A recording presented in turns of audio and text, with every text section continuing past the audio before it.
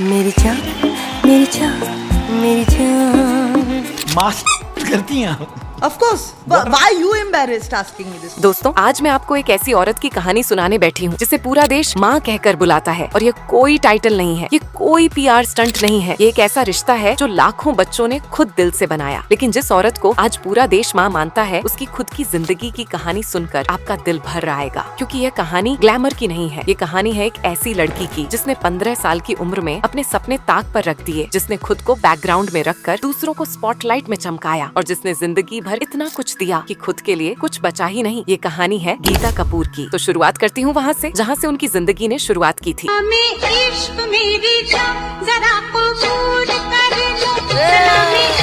मुंबई, एक आम सा मिडिल क्लास परिवार और उसमें एक छोटी सी लड़की जिसकी आंखों में एक बहुत ही खूबसूरत सपना था। वो पायलट बनना चाहती थी, एयर होस्टेस बनना चाहती थी, ऊंची उड़ानें भरना चाहती थी, दुनिया घूमना चाहती थी। 5 जुलाई 1973 को जन्मी गीता कपूर के सपने बहुत साफ थे, लेकिन किस्मत को कुछ और ही मंजूर था। आंखों की रोशनी कमजोर थी और उसे कमजोरी ने उनके उड़ने के सपने को जमीन पर रोक दिया। मैं जब ये सोचती हूँ, एक छोटी सी लड़की जिसने आसमान में उड़ने का सपना देखा हो और एक दिन उसे बताया जाए कि यह सपना पूरा नहीं होगा, तो उस पल की तकलीफ का अंदाजा लगाना भी मुश्किल है। लेकिन गीता के पास रोने का वक्त नहीं था, क्योंकि घर को आर्थिक जरूरत थी और वो सबसे बड़ी थी। गीता कपूर का बॉलीवुड में पहला कदम पड़ा फराह खान के डांस ग्रुप में। और यहाँ मैं आपको एक ऐसी बात बताना चाहती हूँ जो शायद आप नहीं जानते होंगे। वो गीता कपूर जिन्हें आज पूरा देश जानता है, वो एक जमाने में उन अनगिनत बैकग्राउंड डांसर्स में से एक थी, जो हीरो हीरोइन के पीछे खड़े होकर गाने को भव्य बनाते हैं और खुद गुमनामी में खो जाते हैं। उन्होंने श्रीदेवी के पीछे डांस किया है। वो खुद बताती हैं कि कैसे वो स्टेज के किनारे विंग्स में खड़ी होकर श्रीदेवी की आभा को देखती थी, उस स्टारडोम को, उस जादू को। और शायद तब उन्हें खुद नहीं पता था कि एक दिन लाखों लोग उन्हें उसी नजर से देखेंगे। लेकिन एक बात और है जो मुझे पर्सनली बहुत अच्छी लगती है। क्या आपको पता है, शाहरुख खान और काजोल की फिल्म कुछ कुछ होता है में जो तुझे याद ना मेरी आई गाने की शुरुआत में एक लड़की राजस्थानी पोशाक में लोक नृत्य करती है, वो कोई और नहीं, गीता कपूर ही थी। एक पल का वो चेहरा जैसे किस्मत कह रही हो, तुम्हारी असली जगह यहाँ नहीं, आगे है। लेकिन असली कहानी शुरू होती है फराह खान के साथ, उनके रिश्ते से। फराह खान सिर्फ उनकी गुरु नहीं बनी, वो उनकी फिलोसोफर बनी, उनकी गाइड बनी और जो सबसे खूबसूरत बात है, उनकी मम्मा बन गई। अब इसके पीछे एक बेहद भावुक कहानी है। गीता बताती हैं, करियर की शुरुआत में जब भी वो किसी शूट या इवेंट पर जाती थी, उनकी माँ साथ होती थी। लेकिन जब काम के सिलसिले में विदेश जाने का मौका आया, माँ साथ नहीं जा सकती थी। और उस वक्त एक अनजान देश में फराह खान ने वो किया जो एक माँ करती है। उन्हें वो प्यार दिया, वो सुरक्षा दी, वो फीलिंग दी कि तुम अकेली नहीं हो। और उसी दिन से गीता ने दिल से उन्हें मम्मा कहना शुरू किया। Sir, that she became my mentor and my mother. I started calling her mom because I was the youngest. Farah ने भी एक शो में कहा था, मेरे 3 बच्चे हैं, लेकिन गीता कपूर मेरी पहली औलाद है। ये सुनकर मेरी आंखें भर आई थी, सच में। और एक मजेदार किस्सा भी है। एक बार एयरपोर्ट पर गीता पीछे से मम्मी मम्मी चिल्लाते हुए दौड़ी। एयर होस्टेस भौचक्की रह गई कि इतनी यंग महिला इतनी बड़ी लड़की की माँ कैसे हो सकती है। ये है उनका रिश्ता, जिसमें लव है, मजाक है और एक अटूट बॉन्ड है। और फराह ने सिर्फ डांस नहीं सिखाया, उन्होंने गीता को वो चीज सिखाई जो बाद में गीता की सबसे बड़ी पहचान बनी, लोगों को आगे बढ़ाना। फराह में कभी कोई इनसिक्योरिटी नहीं थी, वो हमेशा अपने असिस्टेंट्स को आगे बढ़ने के लिए इनकरेज करती थी। और यही गुण गीता ने अपने अंदर उतार लिया, तभी तो वो आज भी वही करती है, दूसरों के लिए रास्ते बनाती है। लेकिन यहाँ एक बात बताना जरूरी है, ये रिश्ता कभी टेस्ट पर भी पड़ा। एक बार कुछ पारिवारिक मुश्किलों की वजह से गीता ने फराह का ग्रुप छोड़ दिया, अकेले इंडिपेंडेंट कोरियोग्राफर बनने की कोशिश की। लेकिन बॉलीवुड की यह दुनिया बाहर से जितनी चमकीली दिखती है, अंदर से उतनी ही कठिन है। आर्थिक संघर्ष हुआ, काम नहीं मिला और जब उन्होंने वापस जाने का फैसला किया, फराह ने बिना एक भी सवाल के उन्हें वापस ले लिया। यह है रिश्तों की असली परीक्षा, जब कोई बिना जज किए, बिना टॉन्ट दिए बस दरवाजा खोल दे। और फिर आया वो मोड़ जिसने सब बदल दिया। साल 2010, फिल्म 30 मार खान, गाना शीला की जवानी। ये गाना उस साल का सबसे बड़ा हिट बना। लेकिन सबसे बड़ी बात ये थी,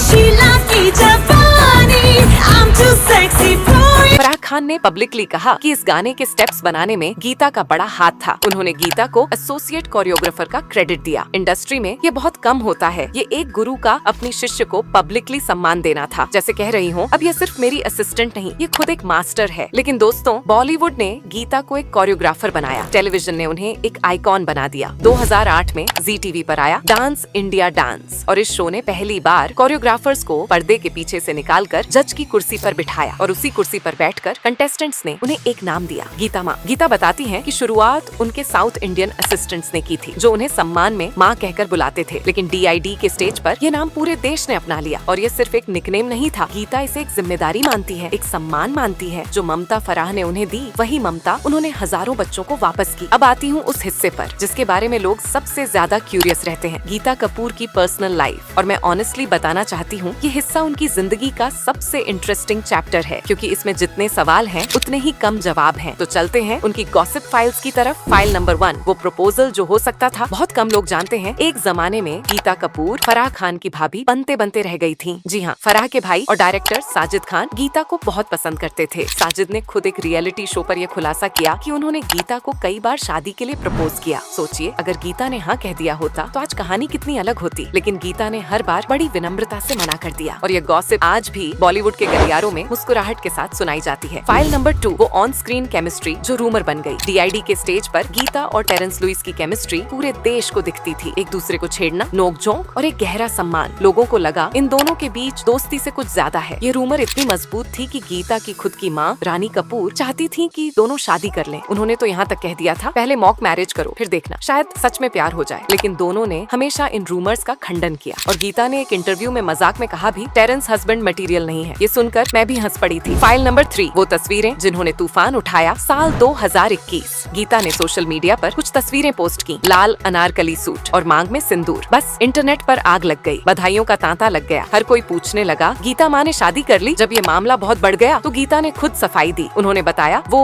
शादीशुदा नहीं है। ये लुक सुपर डांसर 4 के एक स्पेशल एपिसोड के लिए था। थीम था एवरग्रीन बॉलीवुड एक्ट्रेसेस और वो अपनी आदर्श रेखा जी को ट्रिब्यूट दे रही थी। और यह भी बताया कि वो भगवान शिव की भक्त हैं। हर सोमवार पूजा के बाद सिंदूर लगाती है। इस एक जवाब से सारी अफवाहें शांत हो गयी, लेकिन यह भी साबित हो गया कि उनकी पर्सनल लाइफ में लोगों की कितनी दिलचस्पी है। और अब सबसे बड़ा सवाल, गीता कपूर आज भी सिंगल क्यों है? दोस्तों, ये कोई एक घटना का जवाब नहीं है, ये उनकी पूरी जिंदगी की कहानी का निचोड़ है। जब आप 15 साल की उम्र से घर की जिम्मेदारी उठा रही हो तो रोमांस कहीं पीछे छूट जाता है। उन्होंने खुद एक इंटरव्यू में कहा था, मुझे 22 साल की उम्र में वक्त नहीं मिला और अब इच्छा नहीं है। ये एक बहुत पावरफुल बात है। जिन सालों में समाज एक लड़की से शादी की उम्मीद करता है, उन सालों में गीता काम कर रही थी, परिवार संभाल रही थी, अपनी माँ रानी कपूर के लिए एक बड़ा घर खरीदने का सपना पूरा कर रही थी। 2015 में उन्होंने वो घर खरीदा माँ के लिए और 2021 में माँ चली गई। उनकी जिंदगी का एक बहुत बड़ा हिस्सा माँ की देखभाल में बीता। इतनी जिम्मेदारियों के बीच खुद के लिए किसी साथी के बारे में सोचने की फुर्सत ही नहीं थी। और आज वो खुलकर कहती हैं, शादी की कोई प्लान नहीं है, लेकिन एक अच्छे साथी के साथ जीना, इसके लिए तैयार हूँ। ये उनकी कोई मजबूरी नहीं है, ये उनका कॉन्शियस चॉइस है। एक ऐसी औरत का फैसला जिसने हमेशा अपनी शर्तों पर जिंदगी जी है। लेकिन दोस्तों, गीता कपूर सिर्फ एक सॉफ्ट हार्टेड माँ नहीं है, वो एक बेहद प्रिंसिपल्ड इंसान भी है। मार्च 2015 में उनकी कार से एक एक्सीडेंट हो गया, एक व्यक्ति घायल हुआ। ये वो मोमेंट था जब कोई सेलिब्रिटी आमतौर पर या तो सीन छोड़ देता है या लॉयर्स के पीछे छुप जाता है। गीता ने कुछ और किया, वो भागी नहीं, तुरंत घायल व्यक्ति को हॉस्पिटल पहुंचाया, उसके इलाज की पूरी जिम्मेदारी ली, लगभग 7 लाख रुपए खर्च किए और ऊपर से अतिरिक्त मुआवजा भी दिया। पुलिस ने कंफर्म किया वो नशे में नहीं थी, एक सेलिब्रिटी की तरह नहीं, एक जिम्मेदार इंसान की तरह। यही है गीता कपूर। और एक बात और जो मुझे पर्सनली बहुत पसंद है, आज जब बॉलीवुड में फॉलोअर्स की गिनती देखकर कास्टिंग होती है, गीता ने इसकी कड़ी आलोचना की है। उन्होंने कहा, यह